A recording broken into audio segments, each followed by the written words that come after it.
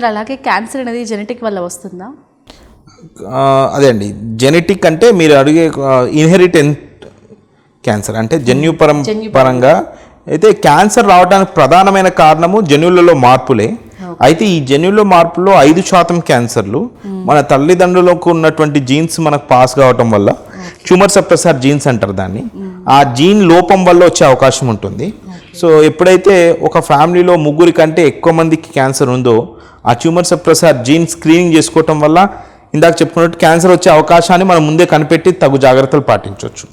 Yes, so 5% of all cancers, 5% of all cancers are inheritable cancers. అలాగే ఇందాక మీరు 4 stages ఉంటాయంటారు. First స్టేజ్లో ఉన్న వాళ్ళకి ఎలాంటి చికిత్స విధానం ఉంటుంది? అదే అండి, ప్రతి స్టేజ్కి గైడ్ లైన్ ఉంటుందండి.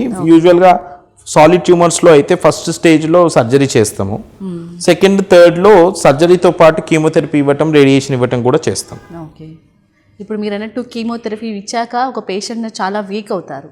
సో మళ్ళీ రికవరీ కావడానికి ఎలాంటి ఫుడ్ తీసుకోవాలి? సో బ్యాలెన్స్డ్ డైట్ అని మేము సజెస్ట్ చేస్తామండి. So proteinaceous food, more of egg whites, తర్వాత vegetables, antioxidant rich food, ఇలాంటివి మన డైట్లో ఎక్కువగా ఇన్కల్కేట్ చేసుకోవటం వల్ల మనం మళ్ళీ రాకుండా ప్రివెంట్ చేసే అవకాశం ఉంటుంది. ఎన్ని డేస్ పడుతుంది సార్ పేషెంట్ రికవర్ కావడానికి?